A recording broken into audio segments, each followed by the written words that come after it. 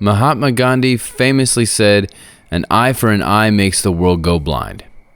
He was referring to the idea of an eye for an eye. That's actually a phrase from the Bible, and it comes from 3 different passages in the Old Testament. So in Matthew 5:38, Jesus referenced it in saying that there was this tit for tat, quid pro quo, eye for an eye system that was in place. Now, I always say that you have to pay attention to the original audience when you read something. And that's exactly Jesus' point when he says in verse 39, "But I say," 2 things here. Remember, back in Matthew 5:17, Jesus said that he didn't come to abolish the law, but to fulfill it. Then think about when and where this idea of eye for an eye came about. The first century Jews that Jesus was speaking to here probably weren't thinking about that either. Taking an eye for an eye, a tooth for a tooth, a hand for a hand, is something that came about after the Israelites had been freed from Egypt but were wandering the desert for 40 years. So it's a rough estimate that there could have been upwards of 6 million Israelites that Moses was charged with leading from Egypt to Israel. And there were certain standards that needed to be set so that you could keep order with that many people. Now, back in Matthew, this is the first time that Jesus seems to say something opposite or contradictory to the original law.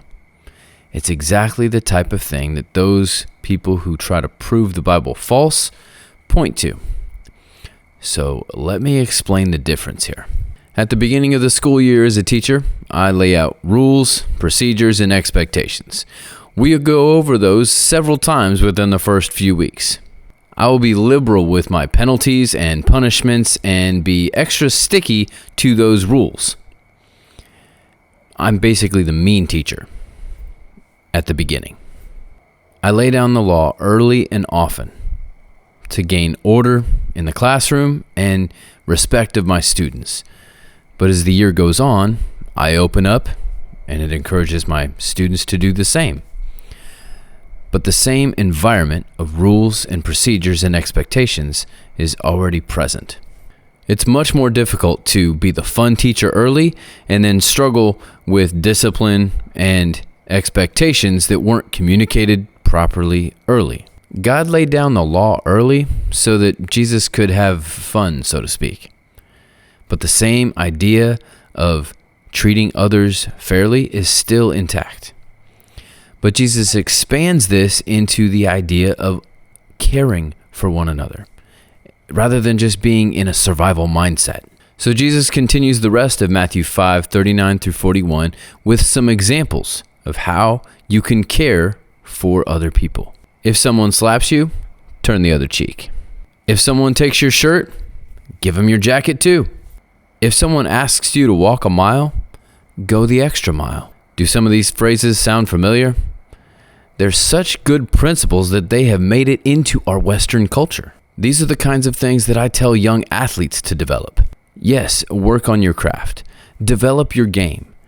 But what will make you stick out as an athlete is your willingness to rise above when an opposing player tries to engage you between plays.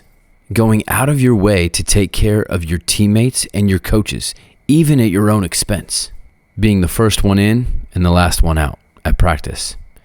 And being willing to take the extra time to watch film or take notes.